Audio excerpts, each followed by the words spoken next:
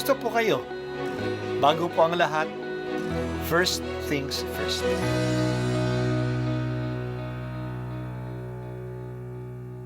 Good morning po. Sinisimulan po natin ngayon ang first things first.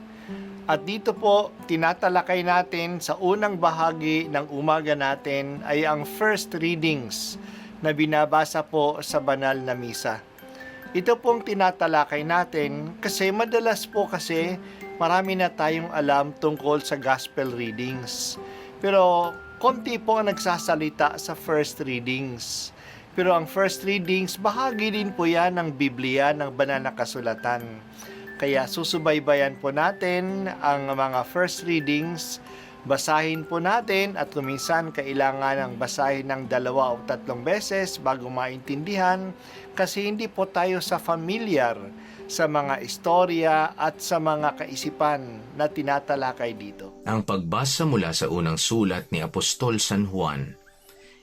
Minamahal kong mga kapatid, hindi tayo nag-aatubiling lumapit sa anak ng Diyos, sapagkat alam nating ibibigay niya ang anumang hingin natin na naaayon sa kanyang kalooban. Yamang alam nating diringgin nga niya tayo, alam din nating ibinibigay niya ang hinihiling natin sa kanya.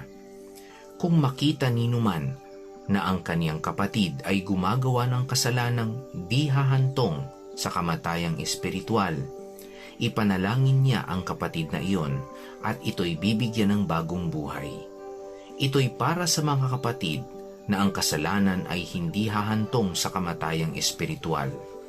May kasalanang hahantong sa kamatayang espiritual at hindi ko sinasabing idalangin ninyo ang sino mang gumagawa nito. Ang lahat ng gawaing di matuwid ay kasalanan, ngunit may kasalanang hindi hahantong sa kamatayang espiritual. Alam nating ang mga anak ng Diyos ay hindi nagpapatuloy sa kaniyang pagkakasala, sapagkat iniingatan sila ni Hesukristo at hindi sila maaaring anhin ng diablo. Alam nating tayo'y mga anak ng Diyos at ang buong sanlibutan ay nasa kapangyarihan ng diablo. At nalalaman nating naparito ang anak ng Diyos at binigyan niya tayo ng pangunawa upang makilala natin ang tunay na Diyos. At tayo'y nasa tunay na Diyos sa kaniyang anak na si Hesukristo. Ito ang tunay na Diyos at buhay na walang hanggan.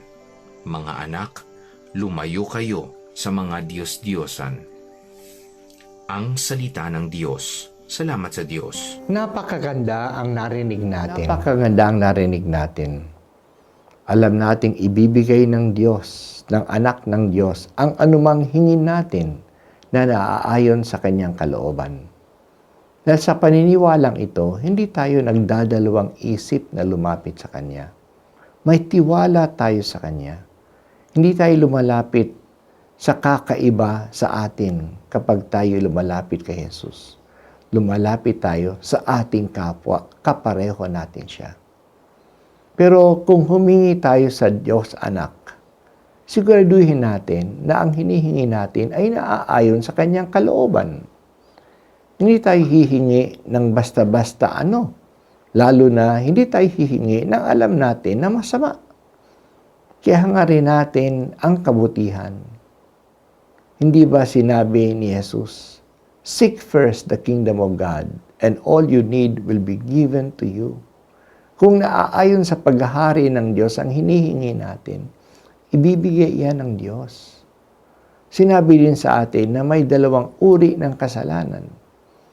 Kasalanan na humahantong sa kamatayang espiritual at kasalanang hindi humahantong sa kamatayang espiritual. May hahambing natin ito sa sugat sa katawan. May sugat na nagdala ng kamatayan o nakamamatay at may sugat na hindi nakamamatay.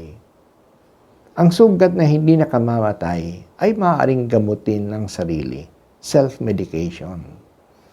Pero sa sugat na nakamamatay, kailangan dalhin agad yan sa ospital. Ang kasalanang hindi nakamamatay ay kinikilala natin na venial sin. Ito'y napapatawad ng ating dasal, ng ating mga sakripisyo, at ng ating mabubuting gawa. Pero ang kasalanang nakamamatay, ang mortal sin, ito'y kailangan ng pagsisisi at dinadala natin ito sa pari upang ikumpisal. Dahil sa ito'y mortal sin na kamamatay, kaagad natin itong tanggalin. Kaagad natin itong ikumpisal. Huwag natin itong patagalin pa sa ating puso. Sikapin din natin na hindi manatili sa kasalanan. Kahit na nga sa venial sin o kasalanang hindi nakamamatay. Kahit na sasabihin natin na maliit na kasalanan lang yan, yan ay masama pa rin. At dahil sa masama, yan ay nakakasama sa atin. May hahambing natin yan sa mga sugat na kahit na maliit, nakakasakit pa rin sa atin. Ang sugat na maliit at baka pa nga maka-infeksyon sa atin. Magpasalamat tayo sa banal na kasulatan na ipinauunawa sa atin ng mga bagay na espiritual. Huwag lang natin pansinin ang mga bagay na material. Ito'y madali mapansin kahit ito'y nakikita. Kaya nakikita natin ang sugat, ang dumi ng katawan, ang kakulangan ng pagkain. Pero ang mga bagay na kaluluwa ay madalas hindi napapansin kasi hindi natin ito nakikita. Ang salita ng Diyos sa Biblia ang nagpapaunawa sa atin ng mga ito. Kasi kahit na hindi nakikita, yan ay bahagi pa rin ng ating buhay. Hindi natin nakikita ang kasalanan. Hindi natin nakikita ang kapatawaran. Hindi natin nakikita ang pagsisisi. Sana pakinggan, paniwalaan at unawain natin ang mga espiritual na mga bagay. Ito ay sa ikabubuti din natin. Salamat Jesus at ikaw ay naparito upang ipaunawa at ipakilala sa amin ang tunay na Diyos at paano kami makalalapit sa Kanya. Salamat sa pagtanggal ng kasalanan na humihiwalay sa amin sa Diyos. Sa tulong ng iyong Espiritu, bigyan mo kami ng lakas na iwasan ang anumang gawain na hindi matuwid, ang anumang kasalanan, kahit na maliit na kasalanan. Iwaksi namin ang kasamaan.